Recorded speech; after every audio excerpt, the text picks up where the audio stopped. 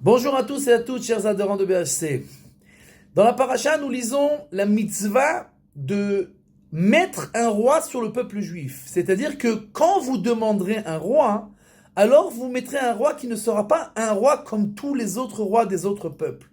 C'est-à-dire qu'en principe, Hashem Elokechem Alkechem, Dieu est votre roi et vous n'avez pas besoin d'autres rois. Mais si vous voulez quelqu'un pour vous diriger comme tous les autres peuples, alors il ne faut pas que ce roi soit comme tous les autres peuples. C'est-à-dire, la première divergence qu'il y a eu dans ce monde-là, qui a été à l'origine du premier meurtre, c'était entre Caïn et Hevel. Et nos sages nous disent qu'il y a eu là-bas 3 divergences. Première chose, ils avaient un dilemme entre eux, qui va prendre Ève, Chava Imenu, la première femme du monde et la seule femme qui était dans le monde, après que papa va décéder, Adam, qui va prendre sa femme? Deuxième divergence, comment on se répartit le butin? Après que papa y décède, le monde entier lui appartient, comment on répartit l'héritage? Et troisième divergence, comment on sert Dieu? Quel sacrifice il faut faire, etc.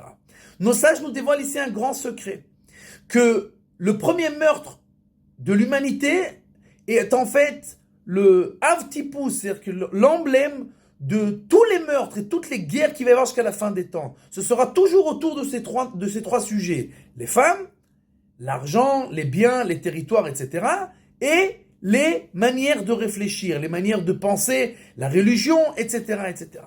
Et donc, en fait, et si vous vérifiez, vous verrez que tous les meurtres, toutes les guerres du monde étaient autour de ces 3 sujets-là. La Torah vient et nous dit que le roi d'Israël n'a pas le droit d'avoir beaucoup de femmes. Le roi d'Israël n'a pas le droit d'avoir 2, beaucoup d'or et d'argent. Seulement ce qu'il a besoin pour son royaume.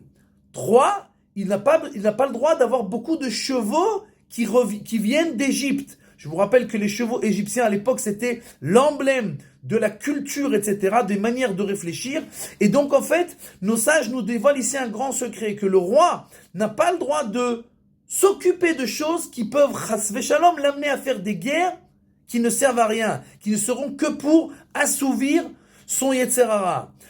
Chez les peuples, le roi reste derrière et il envoie les gens faire la guerre à sa place pour avoir ce qu'il veut, les femmes, l'argent, les territoires, etc., etc.